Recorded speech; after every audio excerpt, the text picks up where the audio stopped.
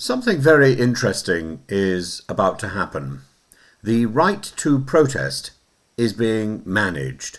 The government say it's balancing freedoms. In practice, it is re-engineering protest into a managed complaints department. When the state stops listening, only persistence works, doesn't it? That was the suffragette lesson. Turning persistence into a reason for restriction is a constitutional own goal. It's the mark of tyranny. Today, the Home Office has announced new powers so police can restrict repeat protests by taking the cumulative impact of previous demonstrations into account when imposing conditions under Sections 12 and 14 of the Public Order Act 1986. Ministers trailed further reviews, including whether to ban protests outright in limited circumstances. This follows about 500 arrests at yesterday's Trafalgar Square vigil in support of the proscribed group Palestine Action. Senior officers will be able to shorten duration, cap numbers, and move assemblies away from sites that have seen repeated action. Officials frame this as reassurance for communities, particularly Jewish communities, after the Manchester synagogue murders, and as closing a gap in the law around static assemblies.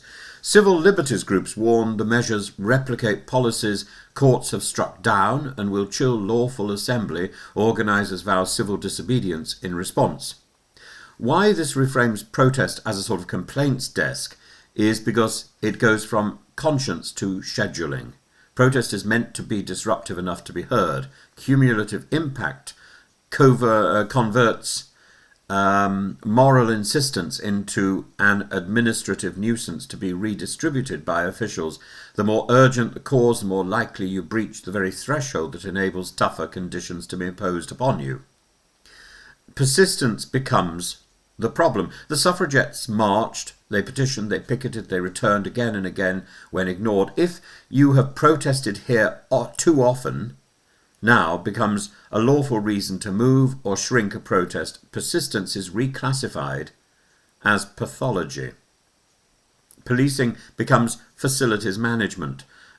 These powers push overworked officers into a managerial role, rationing public space between rival claims rather than upholding a liberty by default, and intervening only when there is a concrete, evidenced risk of serious disorder. The Met is already frank and burnt out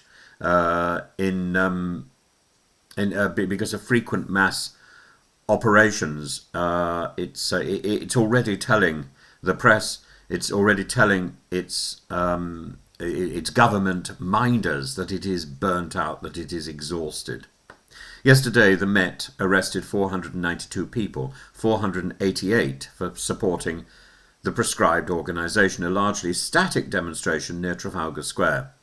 And the event proceeded despite calls to postpone after the Manchester attack. Today, ministers cite those arrests to justify stronger prospective powers. This is a classic ratchet. An exceptional policing day is used to normalise exceptional powers for ordinary days. The Board of Deputies welcomed the cumulative impact approach.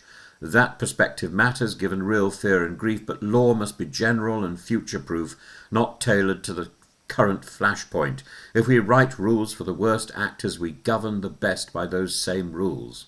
Articles 10 and 11 of the ECHR protect expression and assembly subject to necessity and proportionality. UK law already allows conditions where there is likely risk of serious disorder, damage or serious disruption. And Parliament has tightened these tests repeatedly since 2022. The cumulative lever risks turning proportionality on its head by making yesterday's lawful protest a reason to constrain tomorrow's lawful protest before any fresh harm is shown. Expect litigation. Civil rights groups have long argued that broad protest controls struggle to meet ECHR standards. What we are seeing is the classic triad of modern control: the redefinition, rename dissenters' impact to be managed, reallocation, pushing protests elsewhere or elsewhere when they can be when visibility can be reduced, and this repetition penalty, which is very worrying. The more citizens insist, the fewer options they have. This is organisational behaviour imported into public law, and it lowers political temperature on the surface while increasing pressure underneath. The suffragettes did not win by submitting to a rota. They forced an issue onto the national conscience by returning again and again despite arrests and vilification. If frequency itself becomes a trigger for restriction, we invert that history. We also punish the very groups who are the least heard in formal channels and therefore most reliant on the street. There were 2 murders in Manchester. There have been anti-Semitic incidents and an arson attack in a mosque in Peacehaven.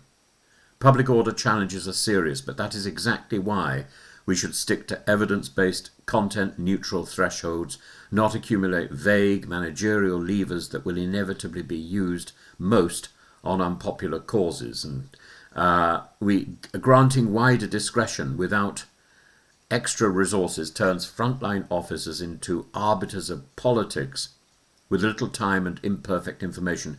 It invites inconsistent practice between forces and fosters legal uncertainty on the ground. Yesterday's mass arrest operation is not a sustainable policing model to be ritualized weekly.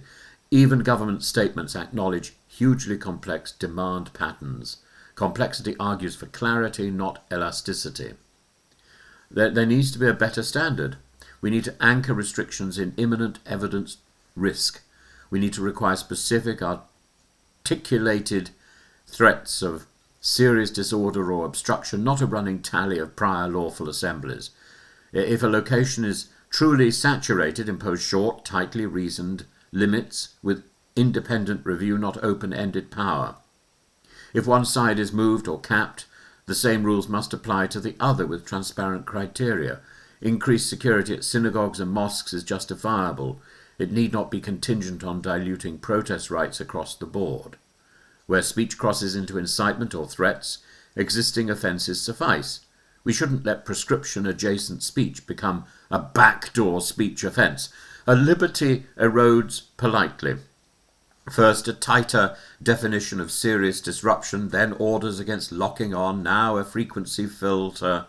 Each step sounds reasonable. Accumulated, they move us from a presumption of liberty to a presumption of permission. We can acknowledge fear, oppose intimidation, and still hold the line on a right that exists precisely for unpopular causes in fraught moments. If the state treats protest as a service request to be triaged, it mistakes citizenship for customerhood. Democracies are noisy by design. The remedy for noise is not a quieter public, but a more responsive state. And we shouldn't be we shouldn't be managing policing by sending people to the complaints department. A protest is not some sort of complaints department managed by unseen people. That is the problem. We are now seeing laws and modifications of laws developed in the House of Parliament by people who have spent too long on the phone listening to Muzak while they're transferred to the complaints department in BT or whatever the aimless organisation might be.